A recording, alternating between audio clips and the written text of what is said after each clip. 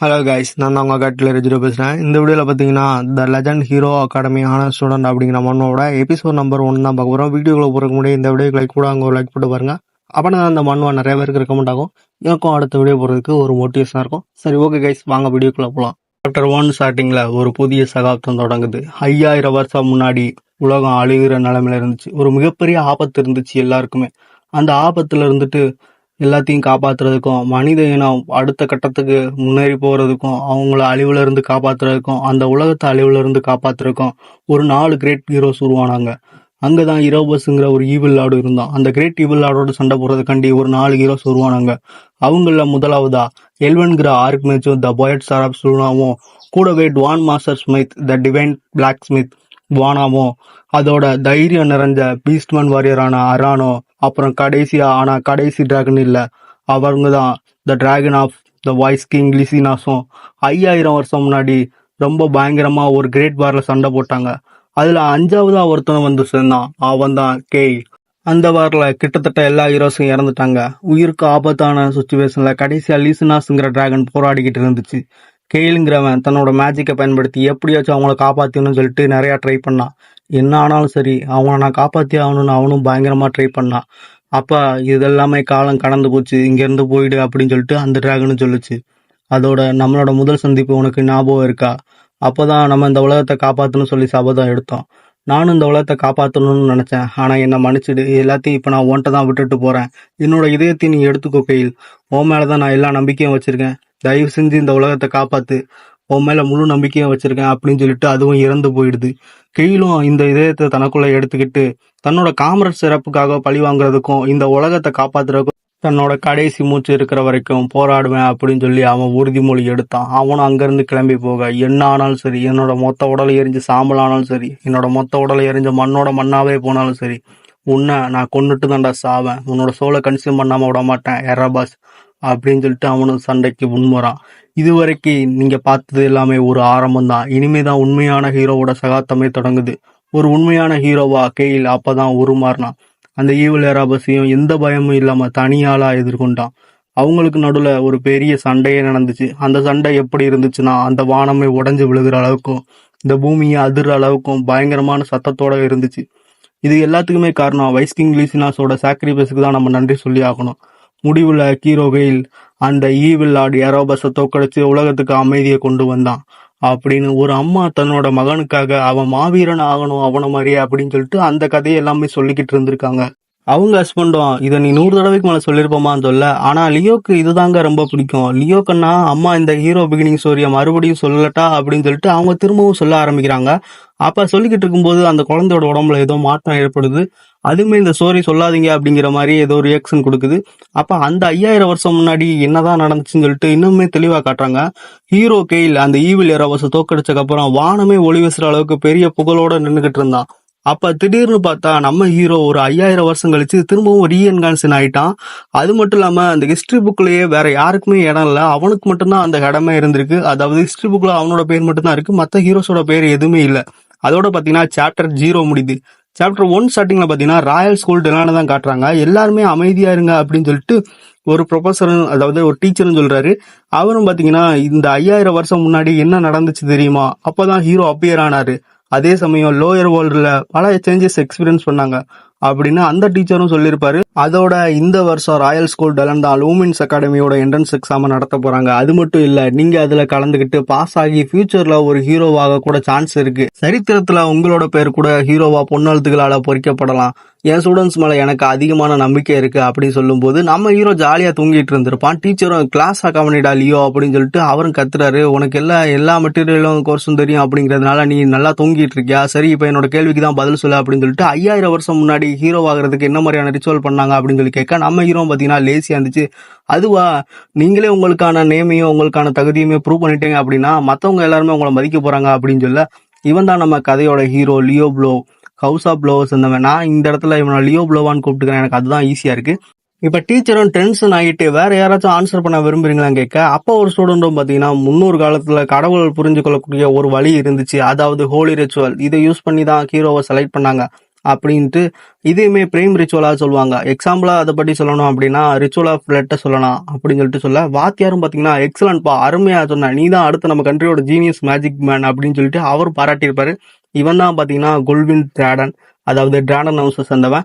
இப்போ டீச்சரும் பார்த்தீங்கன்னா உங்க மேல எனக்கு அதிக நம்பிக்கை இருக்கு, எல்லாருமே லூமின்ஸ் என்ட்ரன்ஸ் எக்ஸாம்ல நல்லா பர்ஃபார்ம் பண்ணுங்க அப்படின்னு சொல்லி அவரும் சொல்லியிருப்பாரு. நம்ம ஹீரோ மனசுல முன்னாடி கடவுளை சந்திக்கிறது எல்லாமே அல்வா சாப்பிட்ற மாதிரி தான் இருந்துச்சு. கோழி ரிச்சுவல் ஆகுது, கோழி ஆகுது, இவனுங்க தான் இப்படி பண்ணி இப்போ கடவுளை சந்திக்கணும்னு சொல்லிட்டு இருக்காங்க. ஒரு மிராக்கல் கிஃப்ட் தான் காட்ஸ் லோயர் வேர்ல்டுக்கு ஹீரோவை சென்ட் பண்ணது அப்படிங்கிறது. கிரேட் ஹீரோஸை சண்டை போட்டு தூக்கடிச்சதுக்கு அப்புறம் அந்த ஹீரோஸை கிரேட் ஹீரோஸை கொண்டாடினாங்க. ஆனா ஏன் நான் மட்டும்தான் இந்த புக்ல இருக்கேன், வேற யாரோட பேருமே ஏன் ஹிஸ்டரியில இல்லவே இல்லை அப்படின்னு சொல்லிட்டு ஹீரோவுமே சோகமாயிருப்பான். இப்ப பசங்களாம் பாத்தீங்கன்னா கிளாஸ் விண்டோ வழியா ஜெடிங்கர் கிளானோட அந்த சிம்பிள் பார்த்து வியப்பாயிருப்பாங்க. ஆனா நம்ம ஹீரோவும் பாத்தீங்கன்னா யாரையுமே கண்டுக்கிடாம திங்க் பண்ணிட்டு இருந்திருப்பான். அப்ப இந்த ஜெடிங்கர் ஃபேமிலி இருக்காங்க பாத்தீங்களா, அவங்க ஸ்கூலுக்குள்ள வந்திருப்பாங்க. இப்ப இவங்க தான் ஜெடிங்கர் செலிவியாவா அப்படின்னு சொல்லிட்டு, இவங்க தான் ஜெடிங்கர் ஃபேமிலி சேர்ந்தவங்களா அப்படின்னு சொல்லிட்டு பசங்களாம் வியப்பாகிட்டு இருக்க. இப்ப எல்லாரையும் பாத்தீங்கன்னா ஆடிட்டோரியம் வர சொல்லியிருப்பாங்க. ஏன் அப்படின்னு பாத்தீங்கன்னா இந்த ஜெடிங்கர் ஃபேமிலி ஸ்கூலுக்கு விசிட் பண்ணதால. அப்ப ஹீரோட்ட பக்கத்துல இருந்த அந்த குல்வின்கிறவன், டே லியோ நீ அங்க போறியா, அங்க ஜெட்டிங்கர் ஃபேமிலி ஒன்று நோட்டீஸ் பண்ணணும் அப்படிங்கிற கண்டிதான நீயும் அங்க போற, நீ அதை பத்திலாம் கவலைப்படாதா அப்படிங்கிற மாதிரி அவனு சொல்ல, நம்ம லியோவும் பாத்தீங்கன்னா நான் வீட்டுக்கு போறேன்டா, உன்ன மாதிரிலாம் எனக்கு இந்த மாதிரி விஷயத்துல இன்ட்ரெஸ்ட் காட்ட நேரம்லாம் இல்லை அப்படின்னு சொல்லிட்டு அவனும் அதை நான் அசிங்கப்படுத்தி விட, அவனும் பாத்தீங்கன்னா டே கேட்டு அசிங்கப்பட்டனே அப்படிங்கிற மாதிரி இருந்துட்டு, நான் செலிவியா என்னோட ரைவல்ரா, அவளை நான் சந்திக்கணும் அப்படிங்கிற கண்டிதான் நாங்க போகணும்னு நினைக்கிறேன், மற்றபடி எனக்கு வேற ஒன்றும் இல்லை அப்படின்னு சொல்லி அவனும் சொல்ல, நம்ம ஹீரோ பாத்தீங்கன்னா சரி சரி போய் பாரு அப்படின்னு சொல்லிட்டு அவனும் அங்கேருந்து கிளம்பியிருப்பான். அதுக்கப்புறம் நம்ம ஹீரோவும் வீட்டுக்கு போயிட்டு அவனோட ட்ரைனிங் கிரவுண்டு போயிருப்பான். அப்பா ட்ரைனிங் கிரவுண்டு வந்திருப்பான். வந்துட்டு பயங்கரமா ட்ரெயின் பண்ணிட்டு திறமைக்கு முக்கியமான ஒரு அர்த்தமே விடாமுயற்சி தான் அப்படின்னு சொல்லிட்டு, போன லைஃப் பாடியை விட இந்த லைஃப் பாடி ரொம்பவுமே நல்லா இருக்கு அப்படின்னு சொல்லிட்டு ஹீரோ ஸ்வாட ட்ரைனிங் எடுக்கலாம்னு சொல்லிட்டு கிளம்பி வந்திருப்பான். அப்ப நீங்க எதை பத்தி இவ்வளவு ஆழமா யோசிச்சுக்கிட்டு வர அப்படின்னு சொல்லிட்டு ஒருத்தவங்க ஹீரோ ஃபோர்ஸா ஸ்வாட எடுத்துட்டு வெட்ட வர, நம்ம ஹீரோவும் பாத்தீங்கன்னா அவன் ஸ்வாட வச்சுட்டு தடுத்திருப்பான். அவனும் தடுத்துட்டு இந்த மாதிரி ஆம்போஸ்டிக்கெல்லாம் வச்சுக்கிட்டு என்கிட்ட நீங்க எதுவுமே பண்ண முடியாது அப்படின்னு சொல்லி, அதுக்கு அவங்களும் பாத்தீங்கன்னா நம்ம சண்டை போட்டு ரொம்ப நாள் ஆன மாதிரி இருக்குல்ல, சரியா சண்டை போட தெரியாதவங்களாம் லூமின்ஸ் என்ட்ரன்ஸ் எக்ஸாம்ல பாஸ் இல்லை, அதுக்குள்ள என்ட்ரன்ஸ் கூட ஆக முடியாது, அதனால இந்த ஃபைனல் டெஸ்ட்ல நீ எப்படி சண்டை போடுறதுங்கிற நல்லா பார்த்து தெரிஞ்சுக்கலாம் அப்படின்னு சொல்லிட்டு ஹீரோவை பாத்தீங்கன்னா அவங்களும் பாத்தீங்கன்னா அட்டாக் பண்ண வந்திருப்பாங்க. ஹீரோவும் பாத்தீங்கன்னா லைட்டா ஸ்ட்ரகிள் ஆகிற மாதிரி தான் இருந்திருக்கும்.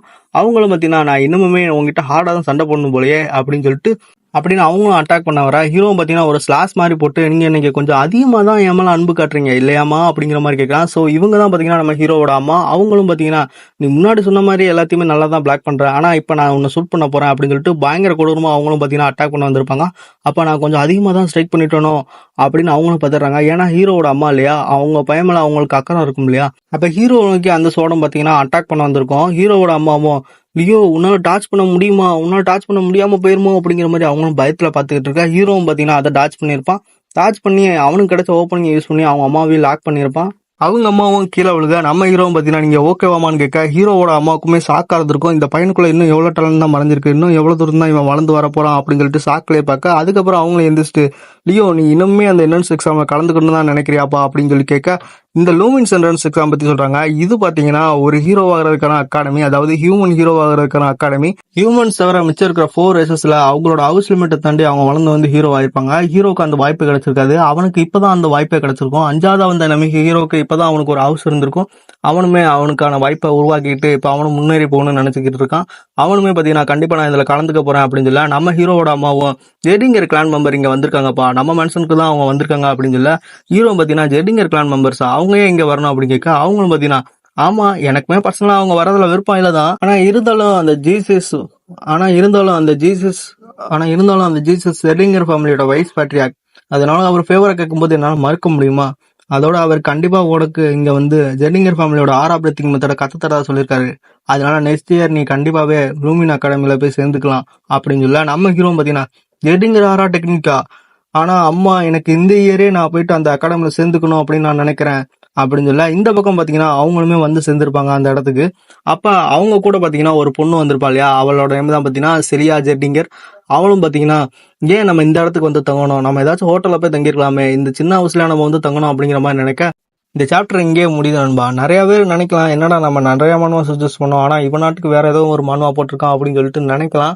ஆனா நீங்க சஜஸ்ட் பண்ணதுல பாதி மானுவாக்கு மேல யூடியூப்லயே இருக்கு, அதுவும் தமிழ் எக்ஸ்பீரியன்ஸ்ல ஒரு சேனல்ல இல்ல 2 சேனல்ல எக்கச்சக்கமான சேனல்ல போட்டிருக்கானுங்க. அதுல லார்ட் ஆஃப் இன்செக்ட்லாம் நான் ஒரு வீடியோ ரெடி பண்ணிட்டேன் நீங்க சஜஸ்ட் பண்ணக்கப்புறம். நானுமே அதை எடுத்துட்டு வீடியோ போடலாம் அப்படின்னு சொல்லிட்டு வரும்போது அப்பதான் ஒரு ப்ரோ கமெண்ட் பண்ணியிருந்தாரு, ப்ரோ இது ஆல்ரெடி யூடியூப்ல நிறைய பேர் போட்டிருக்காங்க அப்படின்னு சொல்லிட்டு. நானுமே சரி மத்த மானுவா ஏதாச்சும் போட்டிருக்காங்களா பற்றி செக் பண்ணி பார்த்தேன். நீங்க சஜஸ்ட் பண்ணல முக்காவாசி மானுவா யூடியூப்லயே தமிழ் எக்ஸ்பிளனேஷன் போட்டிருக்காங்க. பத்தா குறைக்கு நானுமே இதுல ஒரு வீடியோ ரெடி பண்ணி வேற கொண்டு வந்துட்டேன். சரி அதுவுமே வேஸ்ட் பண்ணிட்டு நேரத்தே அந்த வீடியோ போட்டிருக்க வேண்டியது. நல்ல வேளை அந்த கமாண்டை பார்த்ததுனால நான் போடலை. அதனாலதான் இந்த மனுவை கண்டினியூ பண்றேன். இந்த மனு உண்மையிலேயே ரொம்ப சூப்பரா இருக்கும். அதனால கண்டிப்பா பாருங்க. அதோட இன்னுமே நீங்க சஜஸ்ட் பண்ண நிறைய மனுவா பாத்தீங்கன்னா தேடி பார்த்தாலும் கிடைக்க மாட்டேங்குது. எந்த வெப்சைட்ல போயிட்டு படிக்கிறீங்கன்னு எனக்கும் தெரியல. நானும் எக்கச்சக்கமான வெப்சைட்ல தேடி பார்த்தேன். ஒரு சில மனுவெல்லாம் கிடைக்கல. லெஜண்ட் ஆஃப் நார்த்தன் பிளேடு அப்புறம் இன்னும் ஒரு சில மனுவெல்லாம் நீங்க போடணும்னு சொல்லி கேட்குறீங்க, எனக்கு புரியுது. ஆனா பாக்குறவங்களுக்கு அனிமேஷன் நல்லா இருந்ததுதான் அந்த மனுவாவே பார்க்க பிடிக்கும். தெரிஞ்சா யூடியூப்ல போடாத வேற ஏதாச்சும் நல்ல மனுவா இருந்தா சஜஸ்ட் பண்ணுங்க. நான் அதையுமே சேர்த்து 2 மனுவா போடலாம்னு சொல்லிட்டு தான் பாக்குறேன்.